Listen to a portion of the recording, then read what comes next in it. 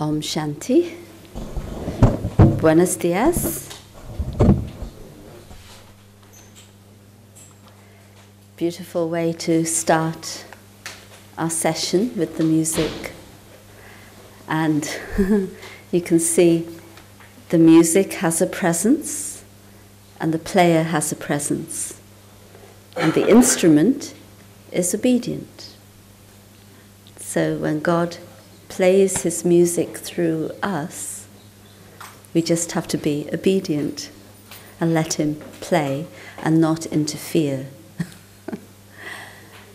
In fact, it's a great art because I'm sure, like others, I tried to make, to get a sound out of the instrument last night. Did anybody try?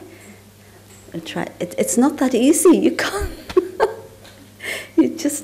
I thought, just tap it and it'll sound lovely. It doesn't work like that. The player has an art of the right touch. So we already had a demonstration of the power of presence. And we all have a presence, right? You may think you don't, but you do. Whatever are the thoughts that are going on in the mind, so from those thoughts there are vibrations that are being emitted around you. And it is a fact that some people's vibrations are stronger than others. But whoever you're nearby, you can feel their presence. Am I right? You feel something from the person. And in our world today, there's a lot of negative presence. Have you ever walked into a room after two people have been arguing? You can feel it in the atmosphere, right? And you walk into a place where people meditate regularly, and you feel that in the atmosphere. You feel the presence of the atmosphere. And if someone were to come here now, because of what we have been doing in this room for the past day, it's actually just 24 hours. Does it feel like 24 hours? Or does it feel like a week? It's only 24 hours, and we have achieved a lot, haven't we? So if people come into this atmosphere now, they will feel it. And it's not the walls that are creating the atmosphere, it's the people, it's us.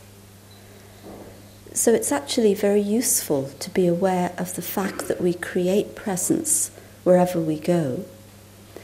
And we want to be sure that that presence that people feel from us is a presence that inspires, a presence that makes others feel good. One of our sisters, she now lives at our retreat centre. She was at college, she's now older, but before she was full-time in the BK work, she was studying business studies actually at a college near London. And she already was following a spiritual life, and she used to actually go to the college in her white sari. So she was very aware that she wanted to make a statement that this is my spiritual life. And one day she said to me, she said, I don't know what it is, but everybody comes to me with their problems. They come with their boyfriend problems and their girlfriend problems and their family problems. So why do they come to me? And I said to her, it's because of your presence. Because they feel a safety with you. Because they feel that you don't have any agenda, that you need anything from them. And so there's a feeling of safety in your presence, which is why they will come to you. She said, oh. And when somebody does something naturally, they don't actually know that it's there. That's, when you have a natural virtue, someone says to a person, oh, I think you're very sweet. They say, oh, am I? That indicates that it's natural.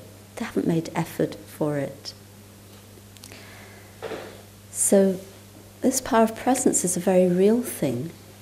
And if we understand how to develop it and how to use it, then we can actually help ourselves and help others in the way in which we work and in our relationships. And of course I've met, and you will have met, people with a huge power of presence. Those of you who've met Daddy Janki, you know, she's shorter than me, I'm not that tall, she's less than 5 foot, must be 4'11", I think, so pint size. And yet when she stands sometimes on the stage, when she's doing the drishti, you know, the meditation, you feel like she's 10 foot tall, don't you feel that? Because of the power of that presence. And it's so interesting, sometimes people see her on the stage giving a talk or whatever, and then they meet her, and very often people say, but I didn't know you were that small. Because the perception is of a powerful presence. So, I know we're going to have our traffic control, yeah. So how can I develop that presence for myself? I feel what my understanding is that when we have that power of presence, we are fully present here in the moment. It's a problem with the translation. It's okay? Right, carry on. We're fully present here in the moment. You won't have a powerful presence if your mind is elsewhere. But if you're fully focused, that presence will be felt. In fact, very often you do feel with people, you're talking to them, and you feel that they're not there, right? You must have had that experience. Something about the founder, Brahma Baba, the founder of the Brama Kumaris, that they would say about him, that he was always fully present, doing whatever he needed. When he ate, he ate. When he spoke, he spoke. When he was meditating, he meditated. When he was writing letters, he was writing letters. And of course, when you have many tasks, and don't like to use the word busy, because Daddy Janki never likes us to use the word busy, but a full schedule, I know I have to catch myself. There's a tendency to be doing one thing and, right, thinking about the things you have to do. And then that's where you become unproductive, because the energy of the self, the energy of the mind is scattered. So being fully present, whatever you're doing, do that, and do that to the highest quality. And there will be a lot of success in that, and you will feel good. Otherwise you feel as if your mind is scattered and you don't really achieve anything to the extent that you want to achieve it. And even if there are distractions, you'll be able to pull yourself back and say, well, I'll park that for the moment. This is where I'm focused. And then you'll take up whatever else needs to happen. And when we're fully present, we're also very alert and very sensitive to the needs of others. Because people will often tell us what they desire, but what they need could sometimes be something else. Often people appear to need your praise, or they appear to need your affirmation or confirmation, or they desire that. Traffic control.